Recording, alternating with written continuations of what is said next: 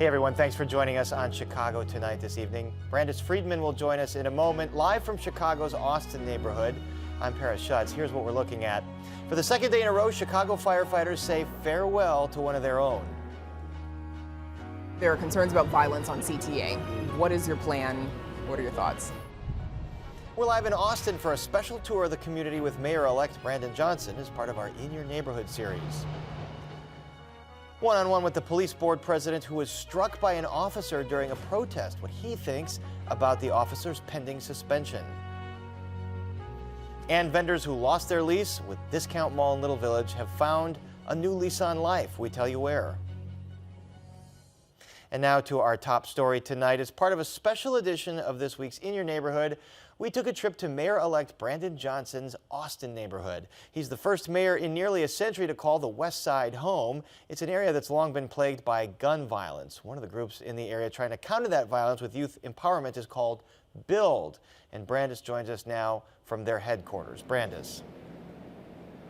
Paris, that's right, and we'll get to more on Mayor-elect Johnson's connection to Build in just a moment. But first, he spent some time showing us some of his go-tos all across Austin, from the restaurant that he goes to when there isn't much time to cook, to what he's doing to build a future of healing and after-school programming for the young people who go to school right across the street from this location at Michelle Clark High School. Yeah, what's up, West Side? Students at Michelle Clark High School are no strangers to gun violence, experiencing 2 nearby shootings last year, including one in December where a 15-year-old was killed. I know what you all have been through because it's just down the street from me. And so when my 15-year-old son rides his bike in the neighborhood, you think about his safety. How does the community heal? Yeah, well, Michelle Clark, High School is really, it's a place where transformation is still available. I mean, it's a real testament of why we need to have full wraparound services and opportunities for our young people outside of the school day. Tell me about that organization across the street, Build, and the importance, the importance of its proximity, being right across the street from a school. At the same time, these incidences of violence near a school and near school grounds can still happen. What Build has done, it has demonstrated the very best of community-based organizations, right? Because they provide that additional support not just during the day but after school, the mental health services, the violence interrupters, but also the arts, right? The ability, again, for students to find purpose. It's not just simply about finding safe haven, a drop-off center. We're better than that. Chicago is better than that. Less than 10 minutes away, the Green Line, which Johnson used to get downtown for his work as a Cook County commissioner, often taking the Central or Austin stop. Nice to meet you, sir. Joe Sherman. Joe, nice to meet both of you. Thank you all for being this. What did you take with you on the train? And I mean that in several senses. What was on your mind, right? What was on your heart? But also, did you take a book? Yeah, so, once upon a time, I would spend more time reading, but a lot of times, because most of the times when I would take the train, I'm either taking the kids to summer camp programs, at Garfield Park, or I was headed downtown for board meetings. So usually I'm looking at the board agenda, whatever, item numbers that we have to address. Down the track, Johnson will have to address CTA's many problems. Having regular bus-only lanes, to having traffic signals that give preference or deference, essentially, to our buses, that will help allow for our transportation to move more fluidly. And so accessibility, particularly with individuals with disabilities, but also individuals that have been relying upon the Green Line or all of our lines for housing, essentially. Another one of Johnson's Austin faves, Columbus Park. It's one of few parks to be designated a National Historic Landmark in its entirety. We're going to use it more. Movies in the park, so we do that there. Using it as a station for fireworks and gatherings like that. Those are, that's I think one of the most beautiful locations. We ended our tour at one of his go-to restaurants, MacArthur's. a place that gets a lot of love for its Southern cuisine. Hey, how y'all doing? What's up? Thank you all so much. Thank you. To me, if you're gonna come here, get the thing. Like, don't get the stuff. Of course, the greens are great, but you know, the sweet potatoes and macaroni and cheese, you can never go wrong. Not as far as I'm concerned. And the mayor-elect says, you can be healthy tomorrow, but if you're going to go to MacArthur's, get what you want while you're there. And I can definitely vouch for it. The entire crew and we were all sure to place an order at MacArthur's before we got out of there. But Paris, here where I'm standing at Build, the staff here says they've actually only been open a couple of months. Down the line, they're planning on being a lot busier at night. It's pretty quiet right now, but they're intending to be open late on nights and weekends, especially over the summer, introducing some programming like midnight basketballs, movies, some spoken word nights. Now, Paris, we're going to be back with that sit-down interview, more of it in just a bit at MacArthur's restaurant. The mayor-elect discusses his plans to address Chicago's food deserts, what he's looking for in the next top cop, and so much more. We'll have that for you then, Paris. All right, Brandis, we'll look forward to that. Thanks very much. And now to some more of today's top stories. Fire departments from the Chicago suburbs and around the state paid their respects to 49-year-old Jermaine Pelt as he was laid to rest today. Friends remembered him as the friend who always showed up, always striving to do better. As long as you really are doing better each day, we headed in the right direction.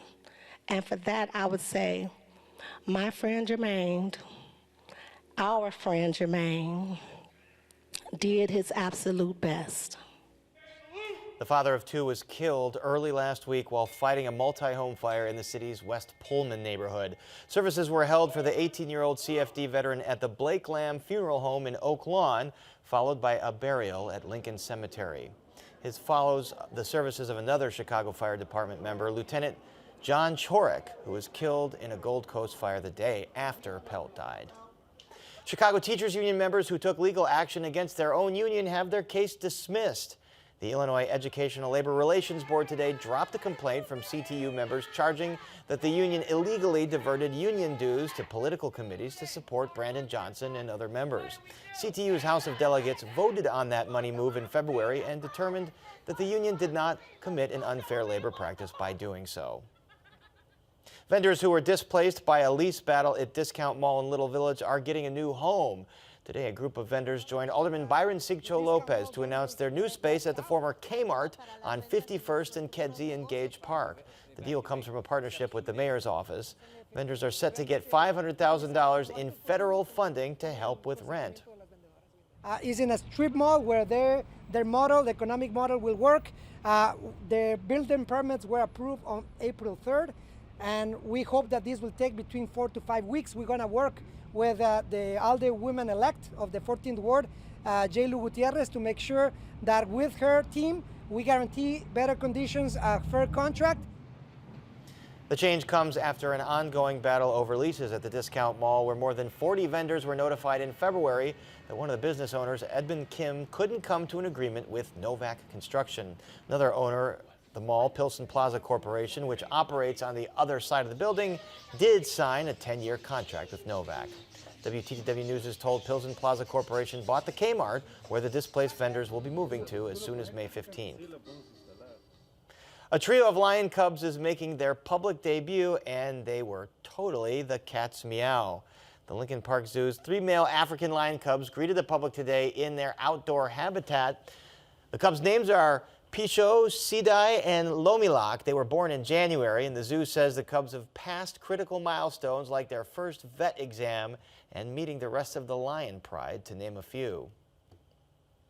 They're the most beloved cubs in town right now. And up next in the show, we talk with the president of Chicago's police board about the punishment an officer is facing for striking him during a protest. You won't want to miss that right after this. Chicago Tonight is made possible in part by Alexandra and John Nichols, the Jim and Kay Mabey family, the Polk Brothers Foundation, and the support of these donors.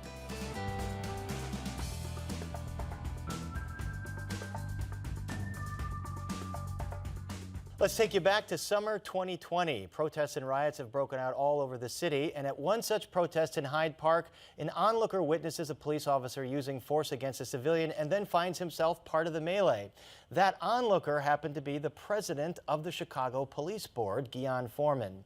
Now, a disciplinary body has recommended a 90-day suspension for the police officer involved. And joining us is Gian Foreman himself, president of the Chicago Police Board. Gian Foreman, great to see you again. You as well. So we set the stage there. You're at a protest. You're witnessing this going down. Take us through what happens next. Yeah, man, it was an unreal situation.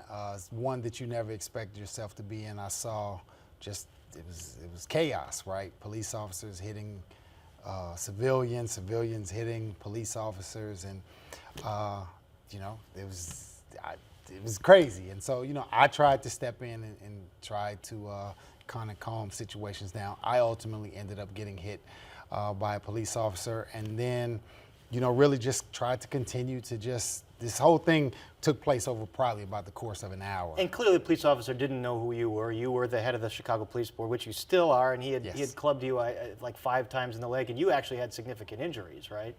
I don't know if it was significant. It hurt. It hurt, okay. Well, so we just got the report from COPA that officer involved is going to receive a 90-day suspension. Your reaction to the discipline for this? Well, COPA recommended a 90-day suspension. So it'll go to arbitration, and so ultimately there'll be some discipline.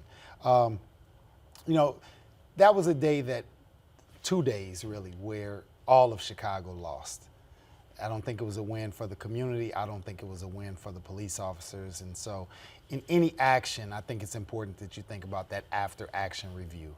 And so I think the place where we are now is to really kind of think about how do we advance from this, right? This won't be the last riot in Chicago. This wasn't the first.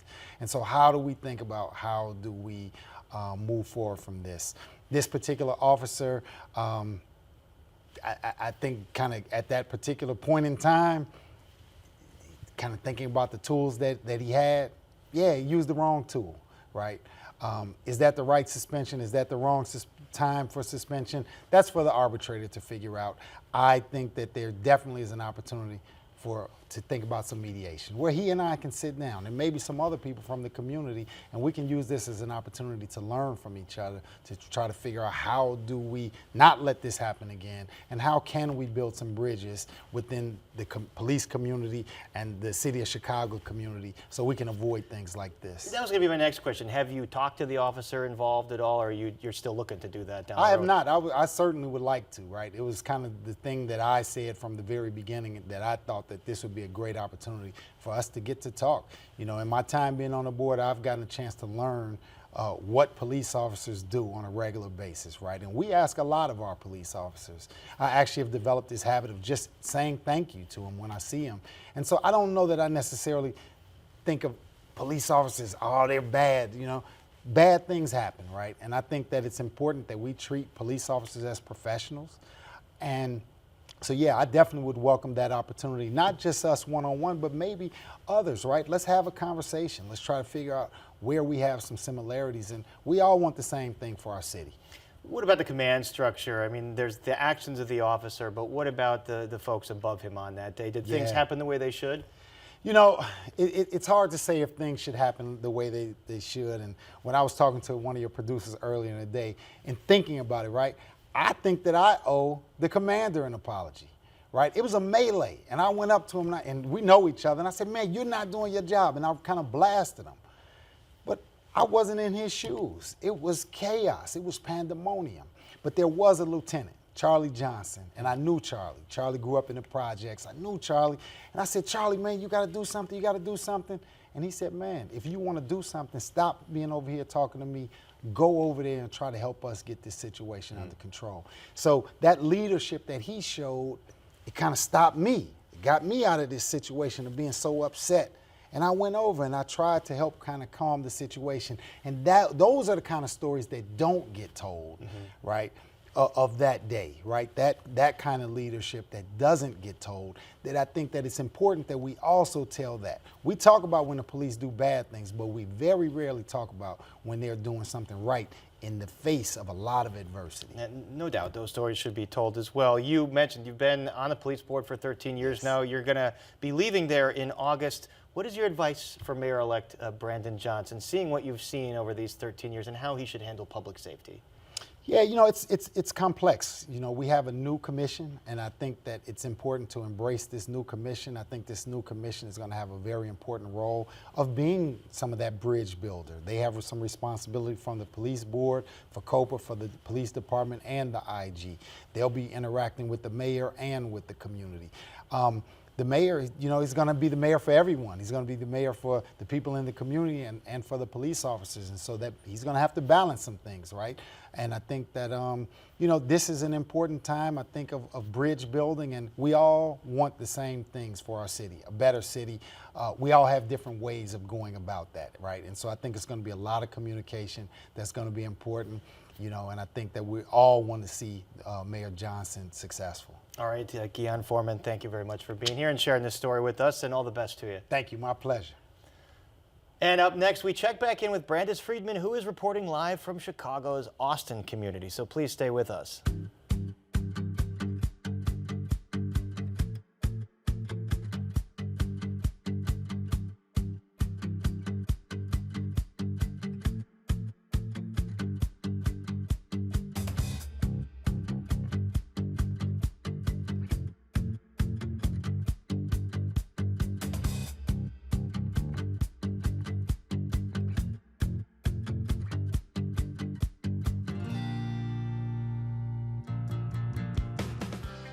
Now to Brandis, live from Chicago's Austin neighborhood as a part of our special edition of In Your Neighborhood. Brandis.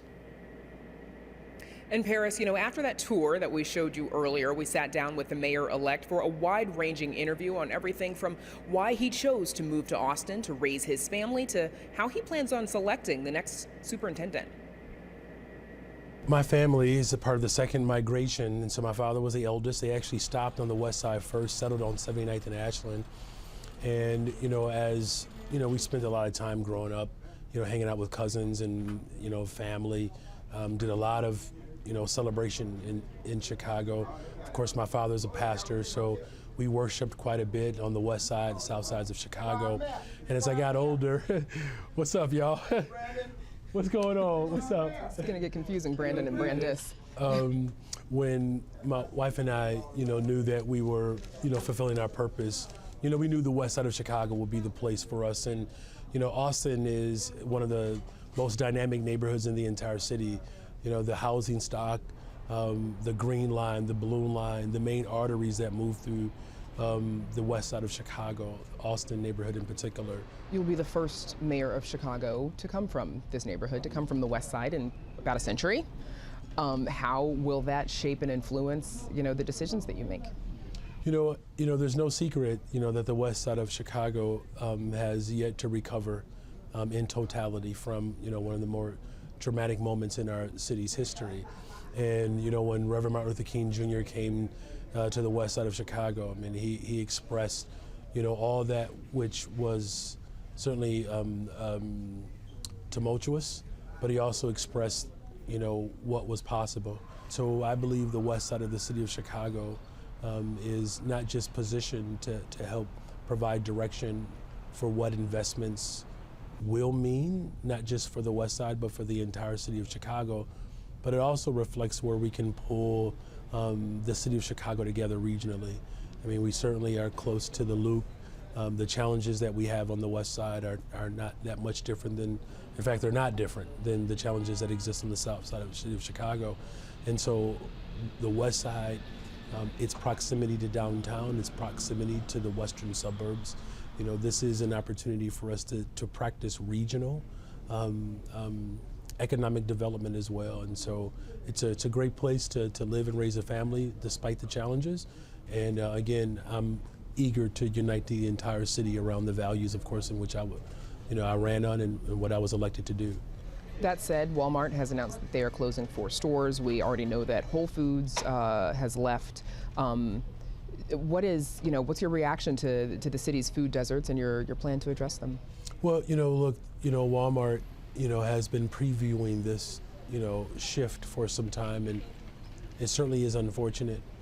What I'm very much committed to is working with the community, businesses, to ensure that these holes that have been left, that we can fill them as quickly as possible. This is not the first time, of course, the city of Chicago has experienced this. You remember 2 administrations ago, I believe it was Dominic's that did the same thing, right? So I'm confident that this is still a place that fresh foods.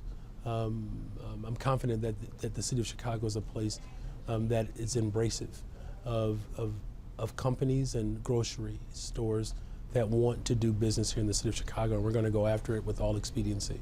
Top of your to-do list, you're going to have to pick a new top cop.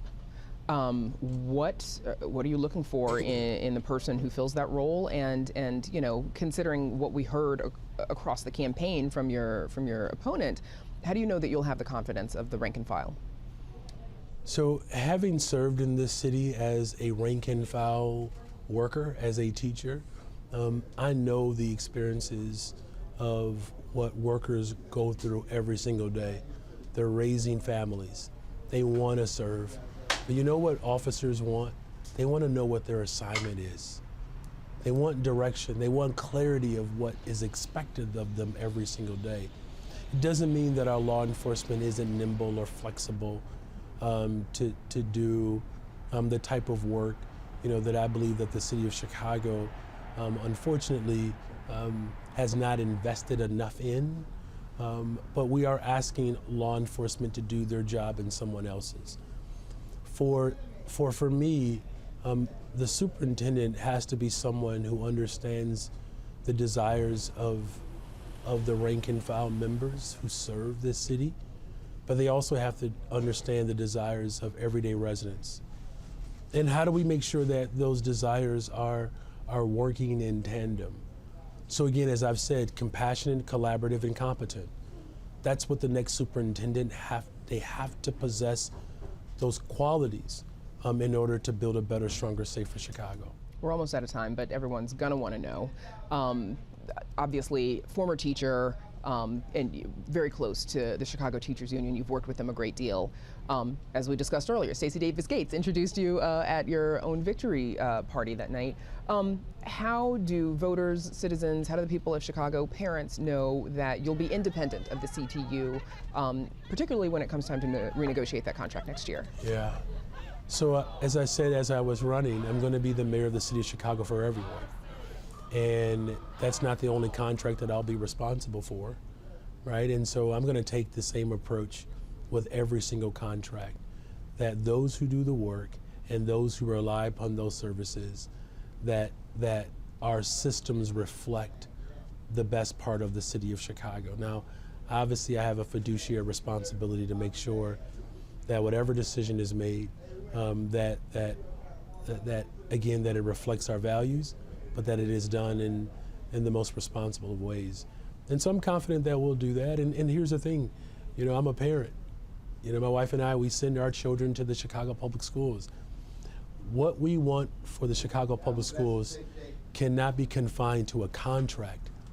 My job as mayor is to build a better system where no matter where you live, whether it's Jefferson Park or Morgan Park or anywhere else in between, that we have fully funded, well-rounded systems that provide the type of support that all of our families desire. And I'm going to work hard every single day to make sure that what I want for my family, that I'm going to work to make sure that every single family has those opportunities as well. And Paris, as you and I both know, Mayor-elect Johnson will officially be sworn in and become Mayor Johnson, Chicago's 57th mayor, on May 15th. Paris. All right, great interview, Brandis. Thanks very much. And we're back to wrap things up right after this.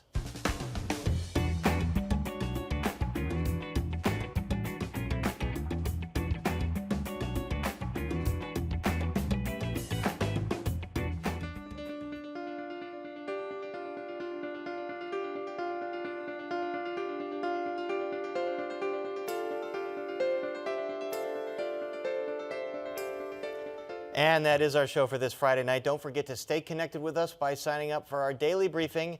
And you can get Chicago Tonight streamed on Facebook, YouTube, and our website, WTTW.com/news. A whole lot of ways to get us. You can also get the show via podcast and the PBS video app. And join us tomorrow night at 6 for Chicago Tonight Latino Voices. A push in Springfield for a permanent child tax credit, how it would work, and its impact on Latino families. And then at 6:30 tomorrow on Chicago Tonight Black Voices, a local barber finds his new chapter at a public library. And now for Brandis Friedman and all of us here at Chicago Tonight, I'm Paris Schutz. Thanks for watching. Stay healthy and safe, and have a great weekend.